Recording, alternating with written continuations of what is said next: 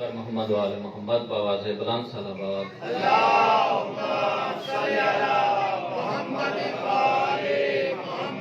اپنے اپنے گناہوں کی مغفرت کے لیے یک زبانوں کے بآواز بلند صلوات۔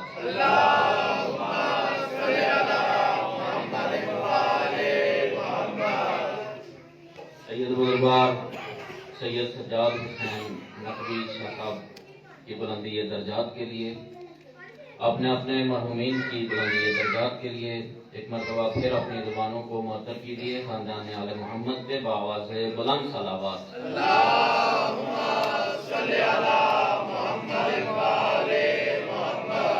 اعوذ باللہ من الشیطان الرجیم، بسم اللہ الرحمن الرحیم، الحمدللہ رب العالمین، بارئ الخلائق اجمعین، والصلاة والسلام والتحیۃ والاکرام علی الرسول المسدد والمصطفى الامجد، حبیبنا و حبیب الہ العالمین ابی الزہراء محمد۔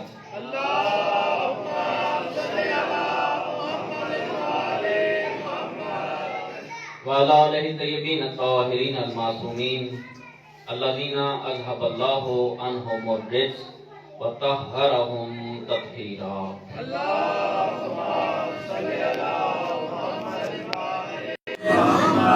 اما بعد فقد قال سبحانہ وتعالی فی کلامہ المجید والفرقانہ الحمید وقولہ الحق وہو اصدق القائلین۔ بسم اللہ الرحمن الرحیم، قل لا اسألکم علیہ اجرا الا المودۃ فی القربى، بآواز بلند صلوات۔ ایک مرتبہ پھر محبت فرمائیے گا، بآواز بلند صلوات پڑھیے گا۔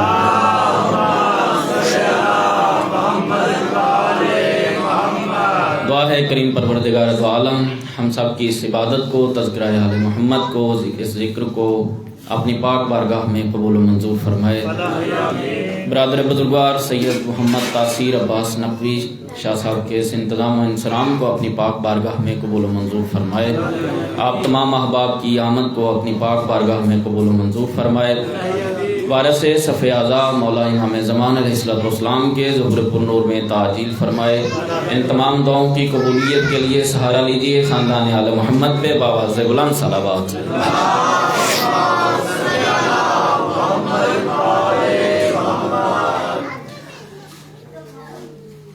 واجب الاحترام سامعین گرامی قدر، انتہائی مختصر وقت میں عبادت میں اپنا حصہ شامل کرتے ہوئے میں چند عرائض کو آپ کی سماعتوں کی نظر کرنا چاہوں گا۔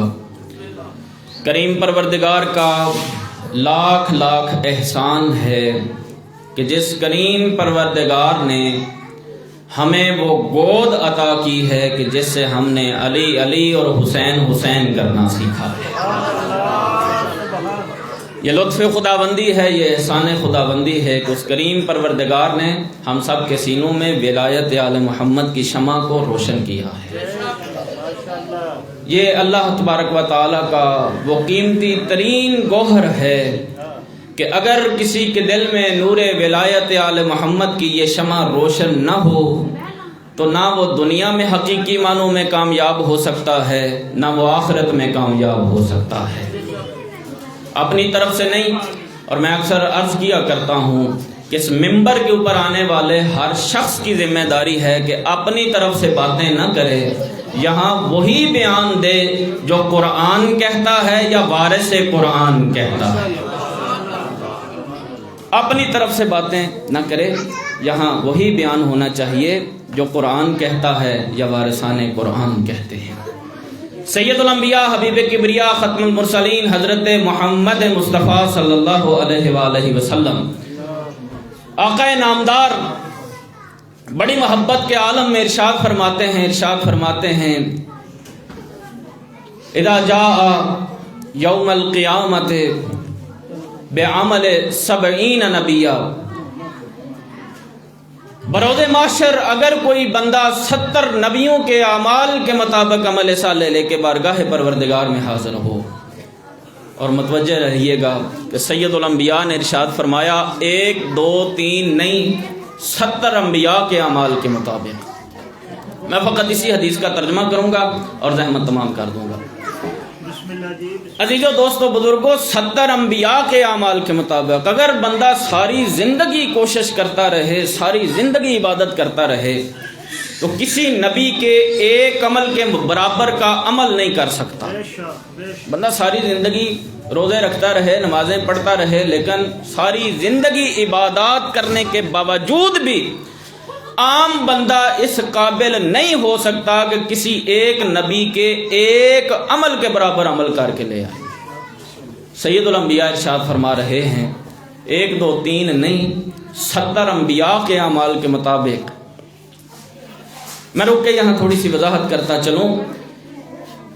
اعمال میں بھی فرق ہوتا ہے، عمل کرنے والے میں بھی فرق ہوتا ہے، اور جس جگہ کے اوپر عمل کیا جا رہا ہوتا ہے اس کے اوپر بھی فرق ہوتا ہے۔ مزید وضاحت کروں تاکہ بات سمجھنے میں آسان ہو جائے۔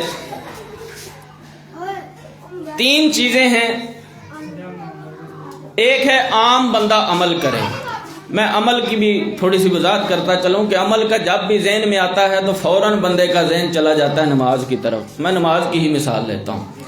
2 رکعت نماز ایک عام بندہ پڑھے گا تو اس کا اور اجر و ثواب ہے، عام جگہ کے اوپر پڑھی جائے گی تو اس کا اور اجر و ثواب ہے، اور عام کسی وقت میں پڑھے گا تو اس کا اور اجر و ثواب ہے۔ یہ 3 چیزیں، ذات، عمل کرنے والے کی ذات، جس جگہ پہ عمل کر رہا ہے وہ مقام عمل، جس وقت وہ عمل کر رہا ہے وقت عمل، مکان، زمان اور عمل کرنے والا۔ بس یہی 3 باتیں کر کے میں آپ کی زحمت کو تمام کروں گا۔ واجب الاحترام سامعین گرامی قدر، اگر عام وقت میں 2 رکعت نماز ادا کی جائے تو اس کا اور اجر و ثواب ہے، لیکن یہی 2 رکعت نماز اگر بندہ شب جمعہ یعنی آج کی شب کو یہی 2 رکعت نماز اگر ادا کرے گا تو اس کا اور اجر و ثواب ہے، اور اگر کل کا دن روزے جمعہ آ جاتا ہے، یہی 2 رکعت نماز بندہ روزے جمعہ کو ادا کرے گا، اس کا اور اجر و ثواب ہے۔ عام مہینوں میں 2 رکعت نماز پڑھنے کا اور اجر و ثواب ہے، ماہ مبارک رمضان میں اگر 2 رکعت نماز پڑھی جائے گی تو اس کا اور اجر و ثواب ہے، اور پھر ماہ مبارک رمضان کی ساری راتوں میں 2 رکعت نماز پڑھے گا تو اس کا اور اجر و ثواب ہے، لیکن اگر یہی 2 رکعت نماز بندہ لیلۃ القدر میں ادا کرے گا تو اس کا اور اجر و ثواب ہے۔ یقیناً آپ احباب کی سماعتوں تک میری گفتگو پہنچ رہی ہے، میں بالکل ختم کرنے کے قریب پہنچ چکا۔ اور اگر عام جگہ کے اوپر 2 رکعت نماز پڑھی جائے تو اس کا اور اجر و ثواب ہے، یہی 2 رکعت نماز اگر مسجد میں ادا کر دی جائے گی تو اس کا اور اجر و ثواب ہوگا، یہی 2 رکعت نماز اگر محلے کی مسجد میں ادا کریں گے تو اس کا اور اجر و ثواب ہے، جامع مسجد میں اگر ادا کی جائے گی تو اس کا اور اجر و ثواب ہے، اور اگر یہی نماز اللہ اگر کسی کو توفیق دے تو وہ حرم میں چلا جائے تو وہ حرم میں جا کے 2 رکعت نماز ادا کرے گا، اس کا اور اجر و ثواب ہے، بیت الحرام میں ادا کرے گا اس کا اور اجر و ثواب ہے۔ عام بندہ اگر 2 رکعت نماز پڑھے گا اس کا اور اجر و ثواب ہے، اور اگر عالم شخص 2 رکعت نماز پڑھے گا اس کا اور اجر و ثواب ہے۔ میں بالکل قریب پہنچ چکا ہوں اپنے اختتام کے۔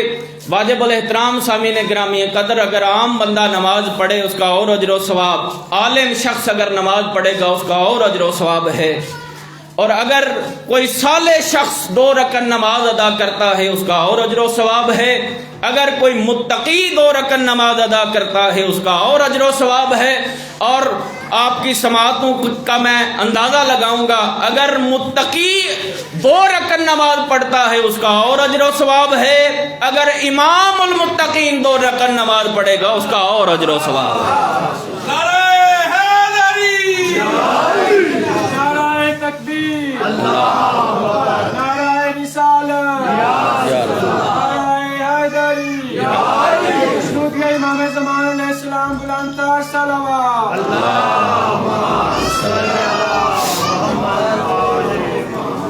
جزاکم اللہ احسن الجزا۔ اگر متقی شخص 2 رکعت نماز پڑھے گا اس کا اور اجر و ثواب ہے، اور اگر امام المتقین 2 رکعت نماز پڑھے گا تو اس کا اور اجر و ثواب ہے۔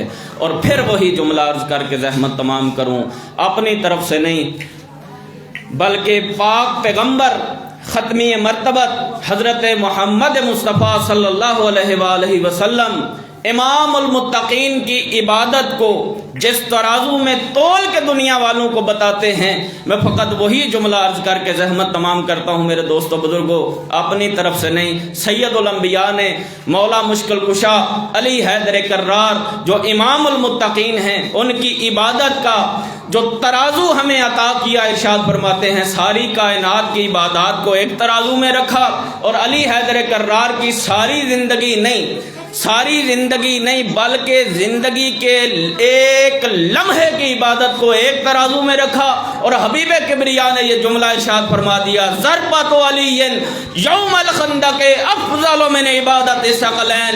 علی حیدر کرار کی عظمت کو پہچاننے والوں، علی حیدر کرار کی محبت کو اپنے سینوں میں اور دلوں میں جگہ دینے والوں، سنو سرکار ارشاد فرماتے ہیں ساری دنیا کی عبادات ایک طرف، میرے بھائی علی حیدر کرار کے ایک لمحے کی عبادت کا یہ مقام ہے کہ ثقلین کی عبادات سے افضل نظر آتی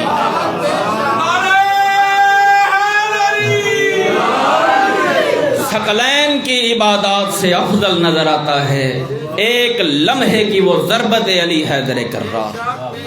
میرے محترم سامعین، حدیث مبارکہ کا ترجمہ عرض کروں اور آپ کی زحمت تمام کروں۔ سرکار ارشاد فرماتے ہیں 1 2 3 نہیں 70 انبیاء کے اعمال کے مطابق کوئی بندہ عمل صالح لے کے بارگاہ پروردگار میں حاضر ہو، سرکار ارشاد فرماتے ہیں لن یقبل اللہ ذلک من، اللہ اس سے کوئی ایک بھی عمل قبول نہیں کرے گا۔ مولا پھر کیسے کسی کا عمل قبول کیا جائے گا؟ ارشاد فرمایا الا بولایتی و ولایت علی ابن ابی طالب، اگر اس کے دل میں مجھ مصطفیٰ کی محبت موجود ہے، میرے بھائی علی حیدر کرار کی محبت موجود ہے تو اس کے سارے اعمال قبول کر لیے جائیں گے۔ لیکن اگر اس کے دل میں علی حیدر کرار کا بغض ہوا، اگر اس کے دل میں مجھ مصطفیٰ کا بغض ہوا، اس کے سارے اعمال کو رد کر دیا جائے گا۔ عمل فقط اسی کا قبول ہے جس کے دل میں ولایت علی کی شمع روشن ہے، اور علی کا موالی بننا یہ کوئی عام بات نہیں، یہ بڑا مشکل مرحلہ ہے۔ یاد رکھیے گا علی کا موالی بننا بہت مشکل کام ہے۔ امام زین العابدین سید الساجدین